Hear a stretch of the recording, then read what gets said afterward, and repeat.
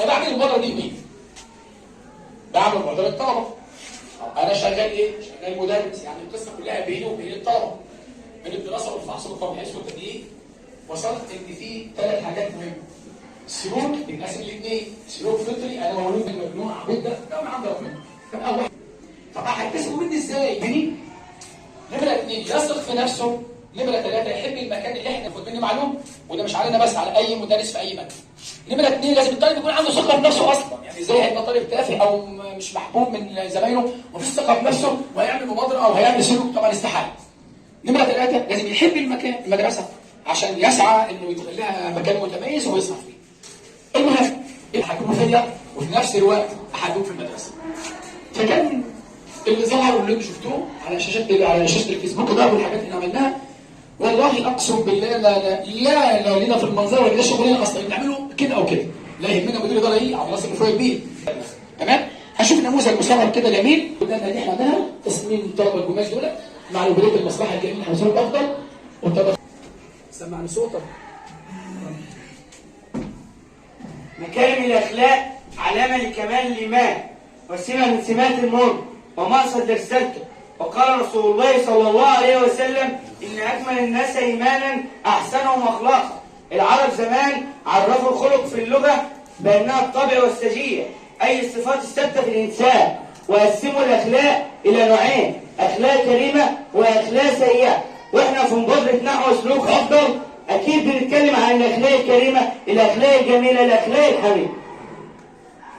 وإسلامنا العظيم حث على ضرورة التحلي بمكارم الأخلاق، وفي كتير من الأدلة الشرعية اللي بتؤكد على ضرورة الحث على التحلي بمكارم الأخلاق. فقال رسول الله صلى الله عليه وسلم: اتق الله حيث ما كنت، واتبع السيئة الحسنة تمحوها، وخالق الناس بخلق حسنة. فقد كان رسول الله صلى الله عليه وسلم في صحيح مسلم أفضل الناس وجها وخلقا. من الأدلة الشرعية دي كمان قال رسول الله صلى الله عليه وسلم: إن أحبكم إلي وأقربكم مني في الآخرة أحاسنكم أخلاق، والأخلاق الكريمة فضائل عديدة: التعامل بصدق وأمانة مع الآخرين، الدفاع عن الآخرين وحسن الظن بهم، تحمل الأذى والصبر والاحتساب، السعادة والراحة النفسية والمادية.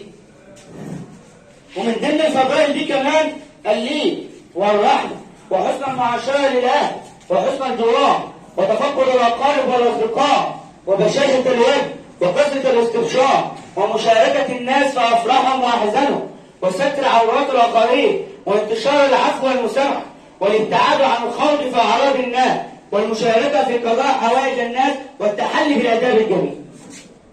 الأخلاق هي عنوان الشعوب ونادت بها كل الأديان المختلفة، فحتى الشعراء تغنوا بها في قصائدهم. وأكبر دليل على ده قول أمير الشعراء أحمد شوقي: إنما الأمم الأخلاق ما بقيت، فإن ذهبت أخلاقهم هم ذهبوا. وكذلك قول الرسول صلى الله عليه وسلم: إنما بعثت لأتمم مكارم الأخلاق، لأن التمسك بالأخلاق الحسنة يفتح الطريق أمام الإنسان للسعادة والهناء، لأنها عبادة يتقرب بها الإنسان إلى رب. ويجب أن يتحلى شباب اليوم بهذه الأخلاق الكريمة، لأننا في زمن انتشرت الحديثة وضغط على العالم كله وحولته لبورة صغيرة، ودي أدى إلى انتشار العادات والثقافات الغربية في مجتمعاتنا العربية. يجب علينا دائما يا أساتذة الأفاضل الحث على التحلي بهذه الأخلاق الحميدة لنحمي مجتمعاتنا وشبابنا اليوم من الوقوع في المعاصي والجهل. تحلوا بالرضا والقناعة والبر والإحسان والصدق والأمانة والشجاعة والصبر والحلم، وتمسكوا بالتروي والعدل والوفاء. تحلوا بالعفة والشكر والقوة وحفظ اللسان. تحلوا بالبعد عن الشر والتواضع والنية الحسنة وطاعة الوالدين والبعد عن الغيب والنميمة. حافظوا على الدين والصلاة. وخليكم معانا في مبادرة نحو سلوك